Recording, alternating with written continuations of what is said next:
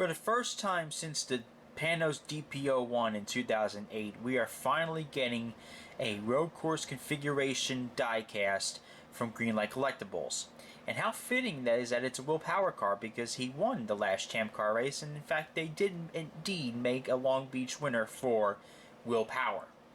And this is going to be the diecast review on the 2021 Will Power Verizon 5G Chevrolet. This is an awesome looking piece of diecast I picked up from my buddies over at Gutswear. It is currently sold out on their eBay page, but I can just well imagine that they will be picking up more and more and more. They'll be putting more of them on their eBay store. And also, the other place you can get it right now is at IMS or at the track. So pretty soon these will be widely available at your local diecast dealer, or from IMS or from Gutswear. And this is a great looking piece of diecast. I will say that I was a little skeptical about these road course configuration cars, because we have known in the past that Greenlight, when it comes to extra bodywork or extra aero pieces, they really go cheap out and they make them plastic. I can firmly say that all the aero bits and all the extra pieces, they're all pure 100% die-cast metal.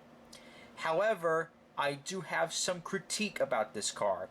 There are some things I noticed as a hardcore IndyCar fan and collector that I cannot get over, and I must address them in the video. But overall, if I were to give a grade for this diecast or their mold, I would give it a B+. Great job. They did fantastic on this mold.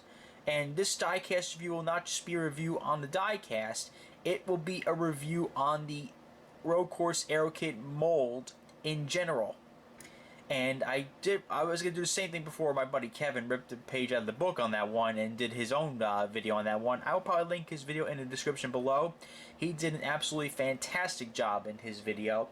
He's more of a technical kind of guy with the cars than I am. I'm not as technical of a car guy as he is, so he will give more in-depth analysis as far as that department's concerned.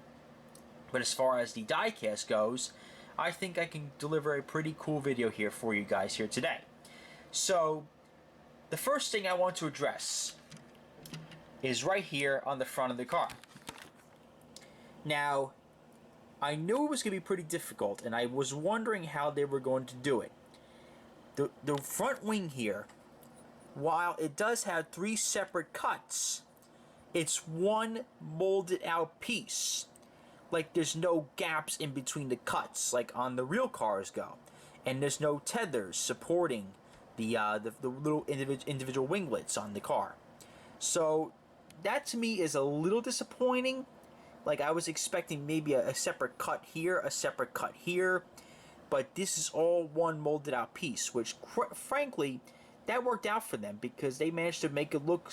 the way they did it was very well. I will give them that. I do wish, however, they would put individual cuts for these, have a little space between them like the real cars do. But it really does make it look like that this is supposed to be 3 separate parts. But if you look at it from when you get the diecast yourself, you will notice indeed that this is just one molded out piece. And here's something that my friend Kevin pointed out on his diecast review that I would have never noticed with my naked eye. The shock cover has a lot more indented pieces. Now on the oval kit cars, which I don't have one right now with me, it's a lot more flat. And with this new road course aero kit, of course they changed some things on the chassis too, and it's not just, flop a few wings on there and boom, there's your road course car. No, there's a couple things they changed on the cars, and this is one cool feature that I think they added that really adds so much to the car. Because, it's like, alright, we upgraded our aero kits again, or our casting.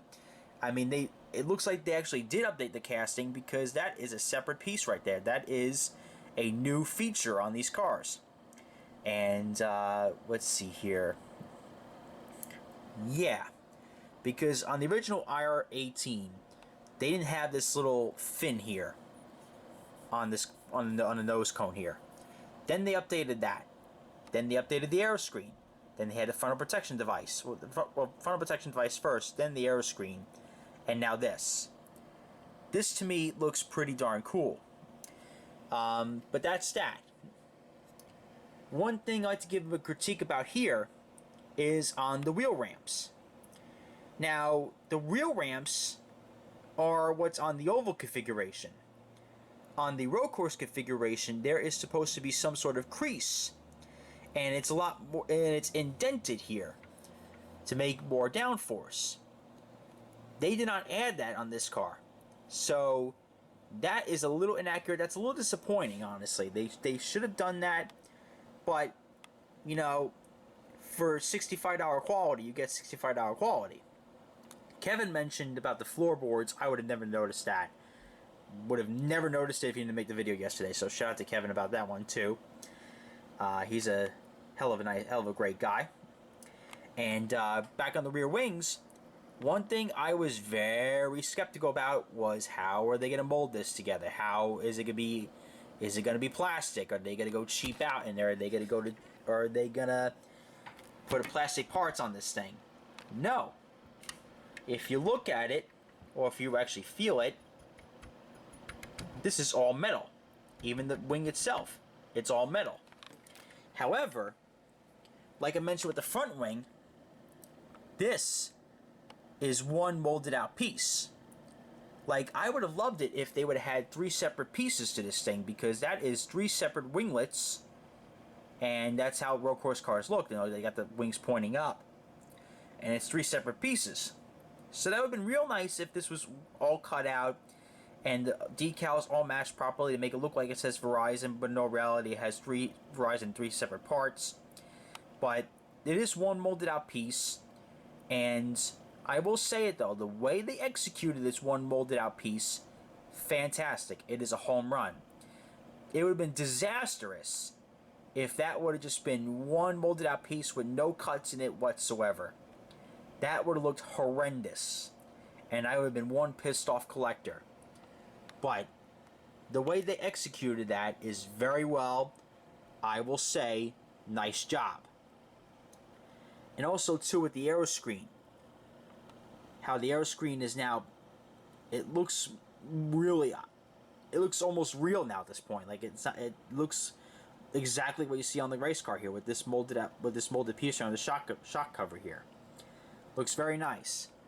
But I will say though, I don't know if you can see it on my camera here, but they still have some decal issues, and Kevin pointed this out too. I noticed it too last year myself, how the decaling is just way off on the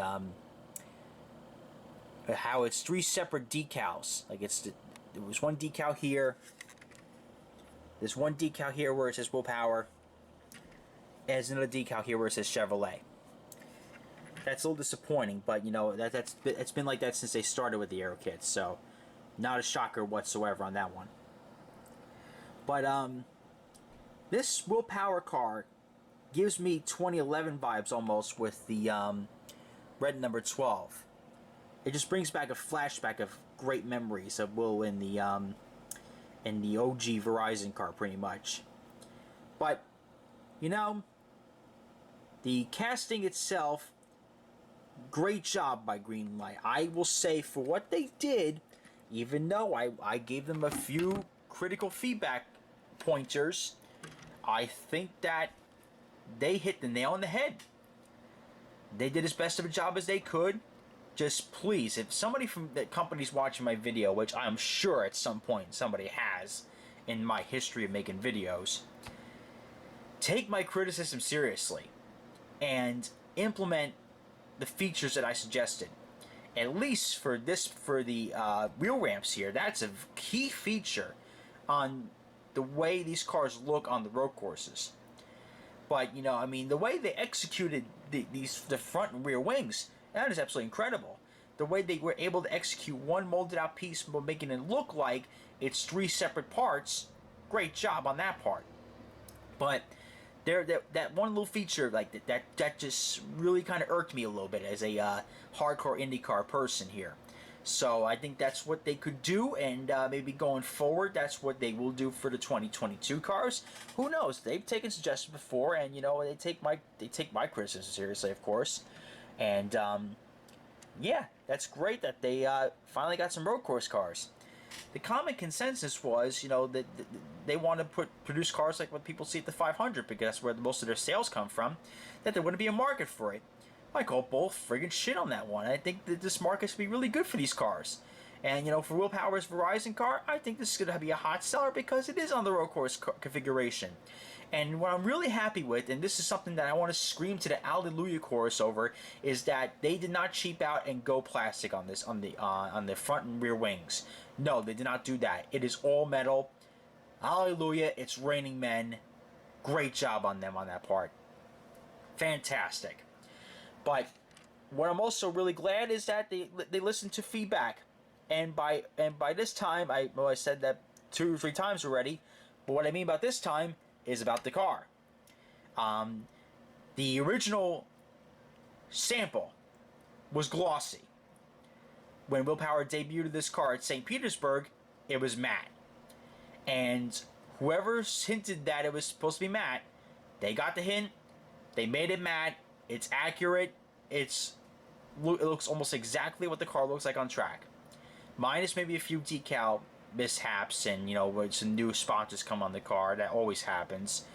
But it is matte, this car. It is not glossy by any means. So if you see the glossy photos on IMS's website or any eBay seller, it is not glossy. This is 100% matte, and this video will give it away. Trust me. I'm looking at it right now. It is matte. So let's go over some cool sponsors on this car. We got Verizon, we got Delar, we got Shell, Pennzoil, Chevrolet, NTT IndyCar Series. We got number 12, Verizon, Will Power, got Firestone, 5G, Siemens. We got Hitachi, we got the Firestone tires, 5G, got the 5G logo there. I'm quite disappointed they don't have like a big old Verizon logo on top of the side pods. That would be pretty cool. Chevy Power Nitro Plus, NTT IndyCar Series, Chevrolet, number 12, Speedway, Penske Truck Rental, PPG Snap-on, Chevrolet, P1 NTT Firestone, Firestone tires again, number 12, and Verizon. I also noticed this too. There's no Team Penske logo on the gearbox. That is a shame. But you got the onboard starter, got the rear diffuser. We also got the hydraulic jack here, which is pretty cool. And you got the rear wing here, which looks awesome, man. It's pretty cool to see a road course kit for once. It's not flat wing on an oval anymore. Thank God. And if you want to ask the question, and Kevin addressed this in his video too, you will not see an oval Verizon 5G car this year.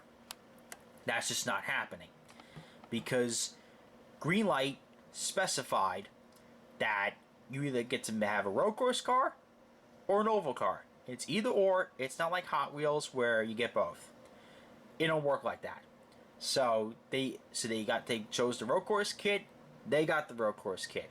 I think that the sales will be drastically impacted because they got the road course kit. And it's great that they do have the road course kit on their cars. So the colors are matte black, matte red, and silver. Beautiful color combination on this car. And it is the signature Penske livery. It's got the red and silver stripes surrounding the car. As you can see here, it's completely surrounding the car. But it's also got all red front wings, and it's got a silver stripe right in front of it. And the wing plates, or the end plates, excuse me, are matte black. I gotta say, the fact that they made this matte, I was iffy about it at first, but now I'm looking at this in person, it looks absolutely freaking amazing. Great job on Greenlight on that part. I am very, very happy with this car. So ladies and gentlemen, I hope you found this video very informative. and I hope I gave as best of an explanation as I could about these road course cars. If you have any questions about the road course cars, please comment below, and I will be gladly to answer them. And this is Race Day 12, reminding you to join the fight to stop bullying. It does get better. Just be kind to one another, for God's sakes.